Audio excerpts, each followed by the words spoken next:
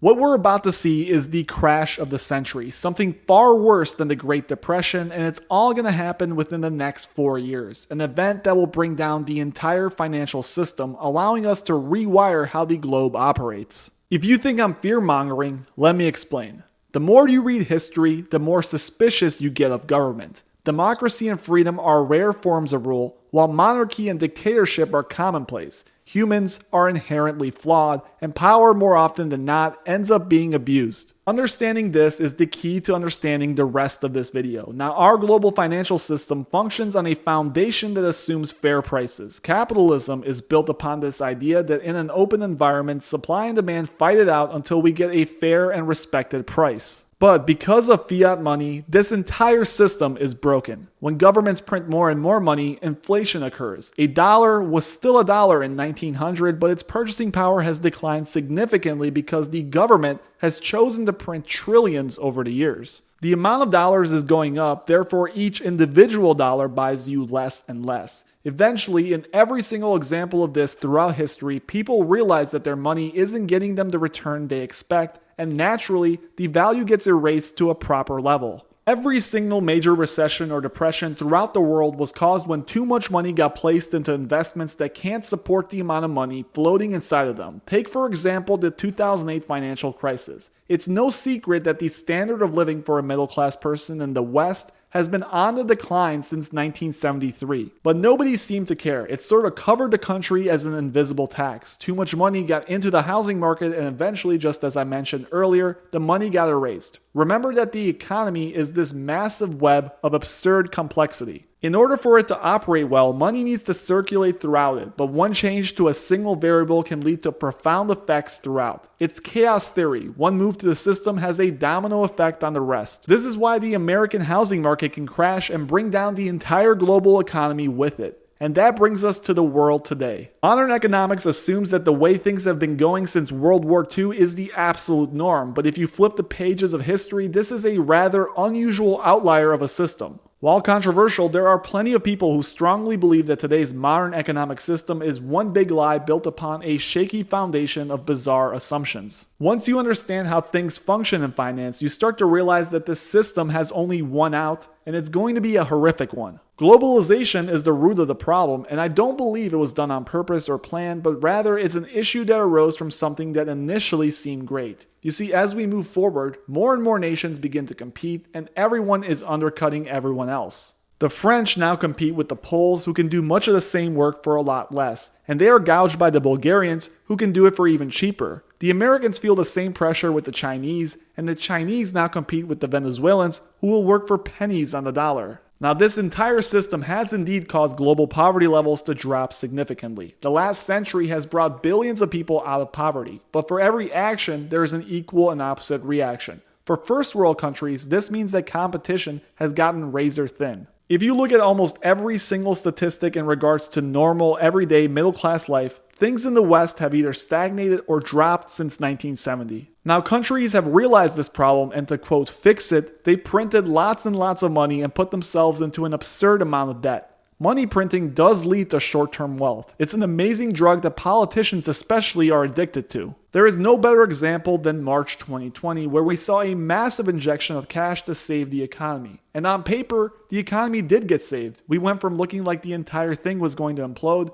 to a new all-time high within a year. But like all drugs, the long-term effects are significant and even deadly. This sort of economic miracle via money injection gives the illusion that the government is helping. Sure, your $1,000 payment that you got from the White House seems like a great thing, but what's the point when in 1 year, housing goes up hundreds of thousands of dollars? Since about 2008, the US has kept interest rates at essentially zero, and very few understand the power of this effect. The rate is basically gravity in an economic world. Putting it at zero will be like hosting a high jump competition on the moon. Previous records don't mean a thing, as these circumstances have completely been altered. This is why under every imaginable measure, today's market is in a massive bubble, and when experts come out and speak about these absurd readings, they jump, getting worse and worse because they are being compared to an era where interest rates were normal. At zero, the government can make it appear that the economy is running smoothly. How hard is it to make money when every company on earth can borrow more and more billions for essentially no risk? Raise the rate to 10% and watch as most of these high-flying tech names go bankrupt overnight. We have an illusion of an economy right now, but this isn't the case only here, and it's also a reason why people excuse this behavior. First world nations around Earth are implementing the same policies and running debts even higher than the United States. Normally, when you print this much money, the result is currency devaluation. But today, we're not seeing that. In fact, the US dollar compared to other major currencies has remained pretty stable, and that is because everyone is in the same boat. There is not one major country on Earth that isn't running up deficits, printing money, and implementing QE. Truly, there is nowhere to run to.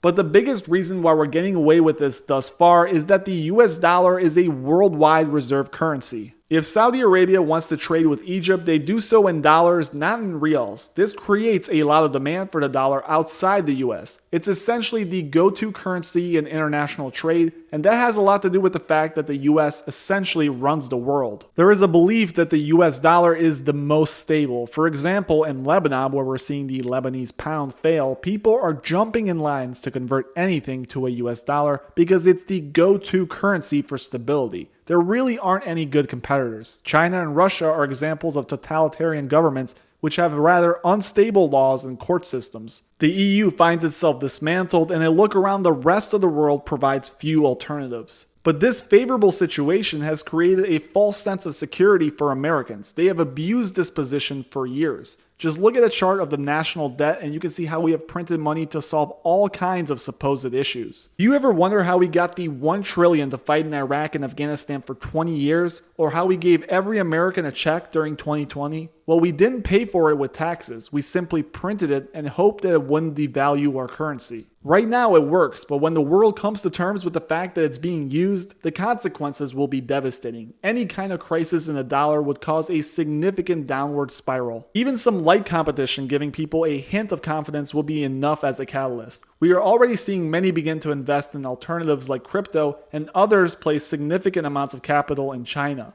Ray Dalio, for an example, is a clear case of a billionaire who believes that China provides a safe alternative despite its wild government policies. Take a listen to this interview clip where Dalio mumbles and stumbles trying to explain why he sees such a bright future in the PRC. One of the quick questions I just want to ask you on China, though, is clearly there's human rights issues. There's questions right now about this Chinese tennis player, Peng Shuai. There have been questions about Jack Ma. How do you think about that piece of it when it relates to investing there? Well, I can't be an expert in those types of things. What I basically do, and for 50 years, I invest all over the world. I look to whatever the rules are. If the government has a policy that I should do a certain thing and so on, but I can't be an expert in all of those particular dynamics of that. I really have no idea. So the guidance of the government is the most important thing. It's these are political. It's like, and then I look at the United States and I say, well, what's going on in the United States, and should I not invest in the United States because other things and not our own human rights issues or other things, and I'm not trying to make political comparisons. I'm basically just trying to follow the rules, understand what's going on, and invest properly in light of those rules. You recognize, I think, that what's going on in the United States, and there are things that happen in the United States that I don't agree with, that I imagine you don't agree with, but I think that those things are different than some of the things we see happening in China. People aren't, the government isn't disappearing people. Many of the ideas in this video were sourced from this video called We're Going to Have Another Great Depression. It's a more in-depth look at all of these concepts. In the end, what is said is simple. The future is inherently chaotic. When you make something, you can either create it to be flexible, allowing it to adapt to unforeseen conditions in the future, or it will undoubtedly be destroyed by something you could not predict. The dollar is no exception to this rule, and I don't think there is one person who really doesn't believe we are abusing our position in the world. Printing trillions of dollars to fund more and more programs is an addiction that will not stop until we overdose. With the way things have been going lately, there is no reason to think that this crisis won't come very soon. Over the past year, we have seen housing prices rise by 20%, wages out of control, a failing supply chain, and a market obsessed with exuberance. Massive changes are coming, and as outlined in this video, there is no way this can continue. A system built upon a house of cards where money doesn't matter and can be created with a stroke of a key. Thank you guys for watching. As always, please make sure you hit that subscribe button if you enjoyed it. Also, if you could please check out the other channel that I just created, the link will be in the description below.